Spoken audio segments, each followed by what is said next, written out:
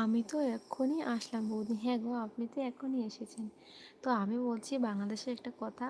আমার যে ঠাম্মা রয়েছে, ঠাকুমা, দাদু, তো তাদের হচ্ছে গিয়ে বাংলাদেশে রয়েছিল আমার, যেমন ঠাম্মার ননদ, নন্যাস, তারপর হচ্ছে ঠাম্মার ভাসুর, এসব তারা রয়েছে বাংলাদেশে। তো আমি এখন ত্রিপুরা, সরি, আমি এখন ভারতে রয়েছি। তো আমার ঠাম্মাকে বললাম আর কি যে বাংলাদেশে যে তারা রয়েছে তাদের তো হচ্ছে আমরা যেরকম হচ্ছে গিয়ে ঠাম্মার বিয়ে হয়ে, ঠাম্মার ছেলে মেয়ে হয়ে আমরা হয়েছি, মানে ঠাম্মার নাতি নাতনা, ওরকম তো হচ্ছে ঠাম্মার যে ননদ রয়েছে, ভাসুর রয়েছে, তাদের তো নাতি নাতনা হয়েছে, তারাও তো এমন হয়েছে। তো আমি ভাবি যে যখন লাইভে বাংলাদেশ থেকে কেউ আমার সাথে কথা বলে, আমি ভাবি আমার রক্তের তো কেউ নেই, আমার রক্তের তো কেউ নেই, কেউ সাথে তো আমি কথা বলছি না। আর ছোটোবেলায় ভাবতাম যে আমাদের যে বাংলাদেশে কুটুম্ব রয়েছে তাদের মধ্যে কেউ হিরো হিরোইন তো নেই।